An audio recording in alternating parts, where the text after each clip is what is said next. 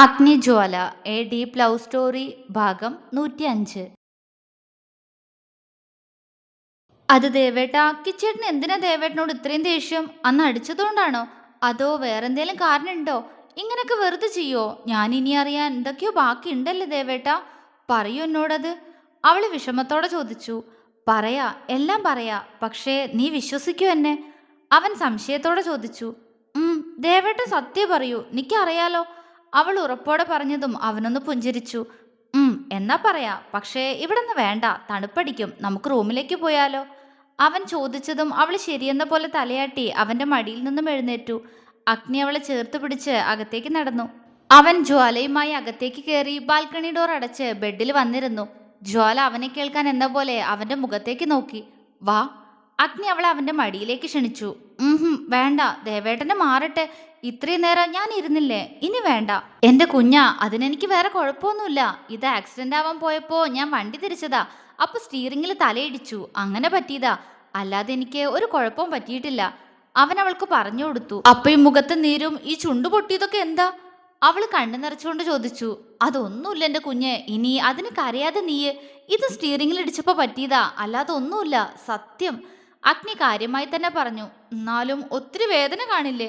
അവൾ ആകുലതയോടെ ചോദിച്ചു. ഒരു വേദനയില്ല, നീ അത് വിട്, എന്നിട്ട് ഇങ്ങോട്ട് വാ, എന്റെ മടിയിൽ ഇരിക്കേ. അവൻ അവളുടെ കയ്യിൽ പിടിച്ചു. ജ്വാല അഗ്നിയുടെ കയ്യിൽ നിന്നും അവളുടെ കൈ എടുത്തു മാറ്റി. അവൻ അവളെ സംശയത്തോടെ നോക്കി. അവള് പതിയെ ബെഡിലേക്ക് കയറിയിരുന്ന് അവളുടെ കാലുകൾ നിവർത്തി വെച്ചു. അവൻ സംശയത്തോടെ അവളുടെ മുഖത്തേക്കൊന്ന് നോക്കി. വാ, എന്റെ മടിയിൽ കിടന്നോ, അവള് പറഞ്ഞു. അഗ്നി കണ്ണു വിടർത്തിക്കൊണ്ട് അവളെ നോക്കി. ആദ്യമായിട്ടാണ് അവൾ ഇങ്ങനെയൊക്കെ പറയുന്നത്. അഗ്നിക്ക് വല്ലാത്ത സന്തോഷം തോന്നി. കിടന്നോട്ടെ? അവൾ പുഞ്ചിരിയോടെ മൂളി. അഗ്നി പതിയെ അവളുടെ മടിയിലേക്ക് തലവെച്ച് കിടന്നു. അവന് തലയൊന്ന് വേദനിച്ചു പോയി. പതിയെ ദേവേട്ട. അവൾ അവന്റെ തലയിൽ പതിയെ കൈ താങ്ങി. അഗ്നി അവളെ നോക്കിക്കിടന്നു.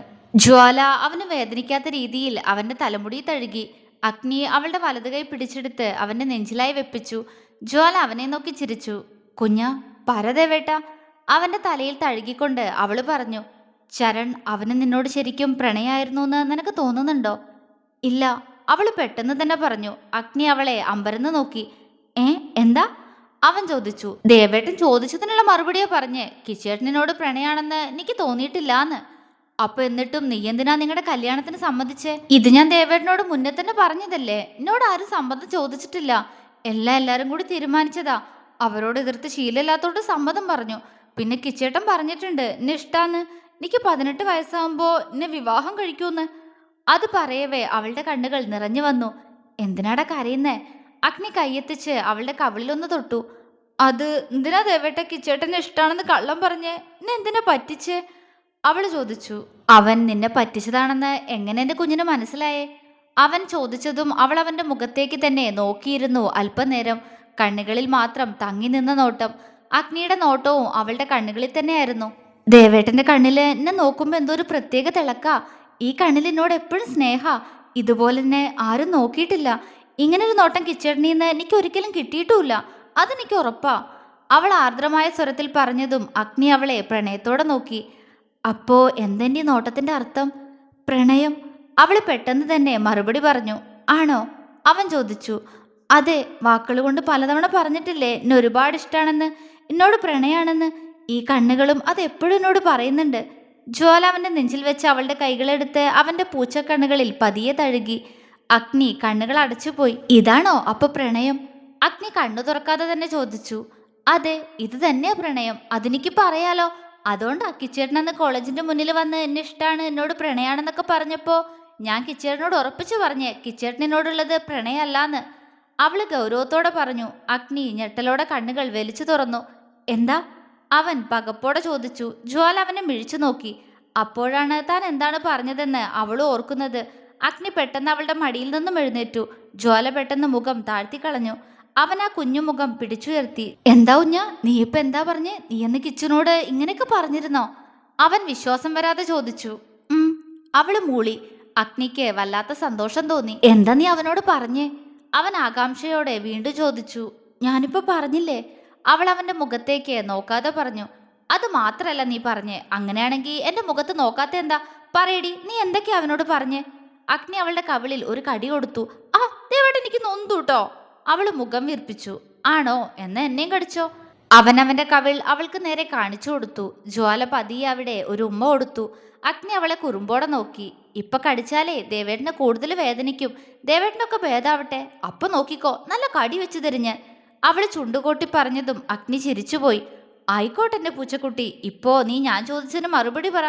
നീ എന്തൊക്കെയാ കിച്ചുവിനോട് പറഞ്ഞേ? അവൻ വീണ്ടും ചോദിച്ചു. അത് കിച്ചേട്ടൻ പറഞ്ഞു, കിച്ചേട്ടൻ ഇപ്പോഴും എന്നോട് പ്രണയാണെന്ന്, ദേവേട്ടനെ സ്നേഹം കാണിച്ച് പറ്റിക്കാണെന്ന് അവള് പതിയെ പറഞ്ഞു. അത് കേൾക്കവേ അഗ്നിയുടെ മുഖത്ത് ദേഷ്യം നിറഞ്ഞുപോയി. നീ എന്തു പറഞ്ഞു? അതേ ഗൗരവത്തോടെ തന്നെ അവൻ ചോദിച്ചു. എന്റെ ദേവേട്ടന് എന്നെ ഒരുപാട് ഇഷ്ടമാണെന്ന് പറഞ്ഞു, പ്രണയാണ് എന്ന് പറഞ്ഞു. കിച്ചേട്ടനോടുള്ളത് പ്രണയമല്ല എന്ന് പറഞ്ഞു. അവൾ അഗ്നിയുടെ കണ്ണിൽ നിന്നും നോട്ടം മാറ്റാതെ പറഞ്ഞു. അഗ്നി അവളുടെ കഴുത്തിലൂടെ കൈ ചുറ്റി. അപ്പോ അപ്പോ അവൻ എന്തു പറഞ്ഞു? അവൻ അത്രമേൽ സ്നേഹത്തോടെ അവളെ നോക്കിക്കൊണ്ട് ചോദിച്ചു. ഒന്നും പറഞ്ഞില്ല, ആകെ ഞെട്ടിക്കൊണ്ട് എന്നെ നോക്കുന്നുണ്ടായിരുന്നു. അവള് പറഞ്ഞുകൊണ്ട് അവനെ നോക്കി. വേറെന്തൊക്കെ പറഞ്ഞു? അഗ്നി വീണ്ടും ചോദിച്ചു. അവൾ അന്നുണ്ടായ ഓരോ കാര്യങ്ങളും അവന് പറഞ്ഞു കൊടുത്തു. മനസ്സ് നിറഞ്ഞ സന്തോഷത്തോടെ അവൻ അവളുടെ കണ്ണുകളിൽ പതിയെ ചുണ്ടമർത്തി. എന്നാലും എന്നെ ഇഷ്ടാണെന്ന് എന്നോട് പറയാതെ നീ അവനോടാണല്ലോടി ആദ്യം പോയി പറഞ്ഞേ. അവൻ കള്ളപരിഭവത്തോടെ അവളുടെ മൂക്കിൽ പിടിച്ചു വലിച്ചു. അത് പിന്നെ ദേവേട്ടനെ കുറിച്ച് കിച്ചേട്ടൻ അങ്ങനെയൊക്കെ പറഞ്ഞതുകൊണ്ടാ. എനിക്കിഷ്ടല്ല എന്റെ ദേവേട്ടനാരും കുറ്റം പറയുന്നേ. അവളുടെ മുഖത്ത് പൊടുന്നനെ ദേഷ്യം നിറഞ്ഞുപോയി. എന്തുകൊണ്ടാ അങ്ങനെ? അവൻ ആ ചുവന്ന മുഖത്തേക്ക് കൗതുകത്തോടെ നോക്കി. അവൾ അവനെ കൂർപ്പിച്ച് നോക്കുന്നുണ്ട്. ഓ, അതല്ലേടാ ഡ്രാക്കുളെ ഞാൻ പറഞ്ഞേ, എനിക്ക് നിങ്ങളോട് പ്രണയാണെന്ന്. അവള് ചുണ്ടു കൂർപ്പിച്ച് പിടിച്ചു. എന്താടി വിളിച്ചേ, ഡാന്നോ? അഗ്നി അവളുടെ ഇടുപ്പിൽ ഒരു പിച്ചു കൊടുത്തു. ഔ, പോ, എനിക്ക് നൊന്തു. അവൻ പിച്ചിയെടുത്ത് ഒഴിഞ്ഞുകൊണ്ട് അവനെ കണ്ണുരുട്ടി നോക്കി. ഞാൻ ഒഴിഞ്ഞു തരാം, അവൻ കുറുമ്പോടെ പറഞ്ഞു. ഓ വേണ്ട. അവള് ചുണ്ടുകോട്ടി. അഗ്നി ചിരിയോടെ വീണ്ടും അവളുടെ മടിയിലേക്ക് കിടന്നു. അല്പനേരം മൗനം മാത്രം കടന്നുപോയ നിമിഷങ്ങൾ. അപ്പോ നീയന്ന് എന്നെ ഇഷ്ടാണെന്ന് തുറന്നു പറഞ്ഞ ദേഷ്യ അവൻ എന്നോടൊന്ന് കാണിച്ചതല്ലേ? ആ മൗനത്തെ ഭേദിച്ചുകൊണ്ട് അഗ്നി തന്നെ സംസാരിച്ചു തുടങ്ങി. ജ്വാല അവനെ കണ്ണു നിറച്ചു നോക്കി. കരയേണ്ട, അവനുള്ളത് ഞാൻ കൊടുത്തോളാം. അവൻ പറഞ്ഞതും ജ്വാല അവനെ പേടിയോടെ നോക്കി. ഇനി അതിന് പേടിക്കാതെ എന്റെ പെണ്ണെ. എന്നാലും നീ ഇതൊന്നും ഇതുവരെ എന്നോട് പറഞ്ഞില്ലല്ലോ. അന്ന് ശരൺ എന്തൊക്കെയാ പറഞ്ഞെന്ന് ചോദിച്ചപ്പോഴും നീ എന്നോടെല്ലാം മറച്ചു വെച്ചു. അഗ്നി അവളുടെ മുഖത്തെ പേടി മാറ്റാനായി കുറുമ്പോടെ പറഞ്ഞു. ആ നിമിഷം അവളുടെ ചുണ്ടിലൊരു ചിരി വിരിഞ്ഞു. അതുണ്ടല്ലോ ദേവേട്ടാ, ഞാൻ ദേവേട്ടന് ഇഷ്ടാണെന്ന് ഇപ്പോഴല്ലേ പറഞ്ഞേ. അപ്പൊ കിച്ചേട്ടനോട് പറഞ്ഞതൊക്കെ എങ്ങനെ ഞാൻ ദേവേട്ടനോട് പറയാ? ദേവേട്ടന് അറിയില്ലേ അപ്പന്റെ മനസ്സ്? അവളുടെ മുഖത്ത് കുസൃതി. അയ്യ, അല്ലെങ്കിൽ ഈ പെണ്ണിന്റെ മനസ്സ് എനിക്ക് അറിഞ്ഞൂടെ? അവൻ ചിരിയോടെ ചോദിച്ചു. എന്നാലും ഞാനിപ്പോ പറഞ്ഞതുപോലെ ആവില്ലല്ലോ. ആ, അത് ശരിയാ. പക്ഷേ ഇന്നിങ്ങനെയൊക്കെ സംഭവിച്ചിരുന്നില്ലെങ്കിൽ നീ എന്നോട് ഇപ്പോഴും നിന്റെ ഇഷ്ടം പറയില്ലായിരുന്നു. അഗ്നി ഉറപ്പോടെ പറഞ്ഞു. അത് ഞാൻ പറയൂലോ, പിന്നെ എപ്പോഴെങ്കിലും. അവളുടെ മറുപടി ഒപ്പം തന്നെ എത്തി. ആ, അത് തന്നെയാ, പിന്നെ എപ്പോഴെങ്കിലും പറയും. ഇപ്പൊ ഇങ്ങനെ നടന്നതുകൊണ്ട് പെട്ടെന്ന് പറഞ്ഞു. അവൻ അവളുടെ വയറിൽ ചുണ്ടുകൊണ്ടൊന്നുരസി. ആ ദേവേട്ടാ, ഒതുങ്ങിക്കിടക്ക്, ദേ തലവേദനിക്കൂട്ടോ, അവള് പിടച്ചിലോടെ പറഞ്ഞു. അവൻ ചിരിയോടെ തലയാട്ടി മലർന്നു കിടന്നു. ദേവേട്ടാ, കിച്ചേട്ടന്റെ കാര്യം പറഞ്ഞില്ലല്ലോ. എന്തിനാ കിച്ചേട്ടനോട് ഇങ്ങനെയൊക്കെ? അവളുടെ സ്വരം പതിഞ്ഞു തുടങ്ങി. അവന് മാത്രല്ല, നിന്റെ പൊന്നൂനൊഴികെ അവിടെ ബാക്കിയുള്ളവർക്കെല്ലാം ആവശ്യമുള്ളത് നിന്റെ പേരിലുള്ള സ്വത്തുക്കൾ മാത്ര. അഗ്നി അവളെ നോക്കിക്കൊണ്ട് തന്നെ പറഞ്ഞു. ജ്വാല അവനെ നോക്കിയൊന്ന് പുഞ്ചിരിച്ചു. പക്ഷെ ആ പുഞ്ചിരിക്ക് പിന്നിലെ വേദന അവനോളം മറ്റാർക്കറിയാം. വിഷമായോ എന്റെ കുഞ്ഞിന്? അവൻ സ്നേഹത്തോടെ ചോദിച്ചു. ഇല്ല. പിന്നെ? അത് അന്ന് ദേവേട്ടൻ വന്ന് പണം തരാം, പകരം എന്നെ വേണമെന്ന് പറഞ്ഞു പോയില്ലേ? അതുവരെ ദേവേട്ടനോട് തട്ടിക്കേറി കിച്ചേട്ടൻ കുറച്ചു കഴിഞ്ഞ് എൻ്റെ അടുത്തേക്ക് വന്നു. ആവശ്യം ഈ വിവാഹത്തിന് സമ്മതിക്കണം എന്നായിരുന്നു. അന്നെനിക്ക് ഒരുപാട് സങ്കടം തോന്നി. എന്നെ ഇഷ്ടാണെന്ന് പറഞ്ഞ ആൾക്ക് ഇതൊക്കെ എങ്ങനെ പറയാൻ തോന്നിയെന്ന് കരുതി. അപ്പൊ കിച്ചേട്ടൻ പറഞ്ഞത് എല്ലാം നശിപ്പിച്ചത് വല്യച്ഛനാണെന്നാ. അത് തിരികെ എനിക്ക് എടുത്തു തരാൻ പണം വേണം. ആ പണത്തിന് വേണ്ടി ഞാൻ ദേവേട്ടന്റെ ഭാര്യ ആവണമെന്നായിരുന്നു. അപ്പോഴേ എൻ്റെ മനസ്സിലുണ്ടായിരുന്നു ഇവർക്ക് എൻ്റെ സ്വത്തിനോടായിരുന്നോ ഇഷ്ടന്ന്. പക്ഷെ കിച്ചേട്ടന്റെ മനസ്സ് വായിച്ചതുപോലെ വല്യച്ഛനാ എല്ലാത്തിനും പിന്നിലെന്ന് പറഞ്ഞു. അവൾ അത്രയും പറഞ്ഞുകൊണ്ട് തലതാഴ്ത്തി അഗ്നിയുടെ മുഖത്തേക്ക് നോക്കി. അവള് പറയുന്നതെല്ലാം ശ്രദ്ധയോടെ കേട്ട് കിടക്കുകയാണ് അവൻ. ജ്വാല അഗ്നി അന്ന് തറവാട്ടിൽ വന്ന ശേഷം കിച്ചു അവളോട് പറഞ്ഞ കാര്യങ്ങളെല്ലാം അഗ്നിയോട് തുറന്നു പറഞ്ഞു. എല്ലാം കേട്ടതും അവന്റെ മുഖം വെലിഞ്ഞു മുറുകി. അങ്ങനെ അല്ല കുഞ്ഞ, നിന്റെ വല്യച്ഛൻ മാത്രമല്ല, എല്ലാവർക്കും വേണ്ടത് നിന്റെ സ്വത്തുക്കളായിരുന്നു. ശരിക്കും പറഞ്ഞ ആ സ്വത്തുക്കളോട് ഏറ്റവും കൂടുതൽ ആർത്തി ചരണ് തന്നെയായിരുന്നു. അവൻ കനത്ത സ്വരത്തിൽ പറഞ്ഞതും ജ്വാല അവനെ കണ്ണു നിറച്ചു നോക്കി. കിച്ചേട്ടനപ്പം എന്നോട് കാണിച്ച ഇഷ്ടമൊക്കെ അഭിനയായിരുന്നുല്ലേ ദേവേട്ട? അവൾ ഇടർച്ചയോടെ ചോദിച്ചു. അഗ്നി അവളെ അലിവോടെ നോക്കി. നിന്നെ വിവാഹം കഴിച്ച് ആ സ്വത്തുക്കളെല്ലാം നിന്നീന്ന് എഴുതി വാങ്ങിച്ച് നിന്നെ കൊന്നുകളയാനായിരുന്നോ ചരന്റെ പ്ലാൻ? അഗ്നി അവളുടെ കൈകൾ കൂട്ടിപ്പിടിച്ചു. എന്താ? ജ്വാല അവനെ പകപ്പോടെ നോക്കി. സത്യം, അവൻ എന്നോടത് പറഞ്ഞിട്ടുണ്ട്. അന്ന് തറവാട്ടിൽ വന്നപ്പോ നിന്നോടവന് ഇഷ്ടമൊന്നുമില്ല. പക്ഷേ പക്ഷേ അവൻ പറഞ്ഞു വന്നത് വല്ലായ്മയോടെ നിർത്തി. പക്ഷേ ജ്വാല ചോദിച്ചു, നെഞ്ചെന്തിനോ വിങ്ങുന്നത് പോലെ. പക്ഷെ അവന് എൻ്റെ കുഞ്ഞിൻ്റെ ശരീരത്തോട് വല്ലാത്ത കൊതിയായിരുന്നു. ദേവേട്ടൻ മോളെ ചെയ്യാറില്ലേ അതുപോലെയൊക്കെ ചെയ്യാൻ. അഗ്നി പറഞ്ഞതും ജ്വാല ഞെട്ടലോടെ അവൻ്റെ മുഖത്തേക്ക് നോക്കി. അടുത്ത നിമിഷം അവൾ മുഖം പൊത്തി പൊട്ടിക്കരഞ്ഞുപോയി. അഗ്നി വെപ്രാളത്തോടെ അവളുടെ മടിയിൽ നിന്നും പിടഞ്ഞെഴുന്നേറ്റു. കുഞ്ഞാ കരയില്ലേ? അവൻ അവളെ ആശ്വസിപ്പിക്കാൻ ശ്രമിച്ചു. അവൾ പെട്ടെന്ന് അഗ്നിയെ കെട്ടിപ്പിടിച്ച് അവൻ്റെ നെഞ്ചിലേക്ക് മുഖം പൂഴ്ത്തിവെച്ചു. അവൻ്റെ നെഞ്ചിൽ വീണുടയുന്ന കണ്ണുനീർ അവൻ്റെ ഹൃദയത്തെ ചുട്ടുപൊള്ളിച്ചു. കരയല്ലേ, വയ്യാതാവൂ നിനക്ക്. അവൻ അവളുടെ മുഖം പിടിച്ചുയർത്തി. അവളുടെ ചുണ്ടുകൾ വിതുമ്പുന്നുണ്ട്. എന്താടാ കുഞ്ഞെ? അവൻ വാത്സല്യത്തോടെ ചോദിച്ചു. എന്തിനാ ദേവേട്ട എല്ലാവരും എന്നോട് ഇങ്ങനെ? എനിക്ക് അവരൊക്കെ എന്തിഷ്ടാണെന്നോ? പിന്നെ എന്തിനാ എന്നോട് മാത്രം ഇങ്ങനെ? അതിനു വേണ്ടി ഞാൻ എന്താ അവരോടൊക്കെ ചെയ്തേ? അവൾ അത്രയും വിങ്ങിക്കൊണ്ട് ചോദിച്ചതും അഗ്നിയുടെ കണ്ണുകൾ കലങ്ങിപ്പോയി. എൻ്റെ കുഞ്ഞിനൊന്നും സംഭവിച്ചില്ലല്ലോ. അപ്പോഴേക്കും ദേവേട്ടൻ കെട്ടിക്കൊണ്ട് വന്നില്ലേ നിന്നെ? എൻ്റെ മാത്രം ആക്കിയില്ലേ? അവൻ ആർദ്രമായി ചോദിച്ചു. അവൾ കണ്ണ് നിറച്ചുകൊണ്ട് അവനെ നോക്കി. അങ്ങനെ അങ്ങനെ ദേവേട്ടൻ വന്നില്ലായിരുന്നെങ്കിലോ? അപ്പൊ എന്ത് ചെയ്തേനെ? എങ്കിൽ ഞാനിപ്പോ എൻ്റെ അച്ഛയുടെ അമ്മയുടെ അടുത്ത് പോയിട്ടുണ്ടാവൂലേ ദേവേട്ട? അവൾ അവനെ നോക്കി കണ്ണു നിറച്ചുകൊണ്ട് പുഞ്ചിരിച്ചു. കുഞ്ഞാ, അഗ്നി അവളെ ഞെട്ടലോടെ വിളിച്ചു. അവളെ വിതുമ്പിക്കൊണ്ട് നോക്കുന്നുണ്ട് അവനെ. അങ്ങനെ ദേവേട്ടൻ വരാതിരിക്കില്ലല്ലോ എൻ്റെ കുഞ്ഞിൻ്റെ അടുത്തേക്ക്. ഈ ഭൂമിയിൽ എൻ്റെ കുഞ്ഞൻ ജനിച്ചതുപോലും എനിക്ക് വേണ്ടിയിട്ടല്ലേ? അപ്പൊ എന്നായാലും എൻ്റെ കുഞ്ഞിൻ്റെ അടുത്ത് തന്നെ എത്തുമായിരുന്നു. പ്രണയമായിരുന്നു അവൻ്റെ സ്വരത്തിൽ നിറഞ്ഞു നിന്നത്. ജ്വാല അവൻ്റെ മുഖത്തേക്ക് തന്നെ നോക്കിപ്പോയി.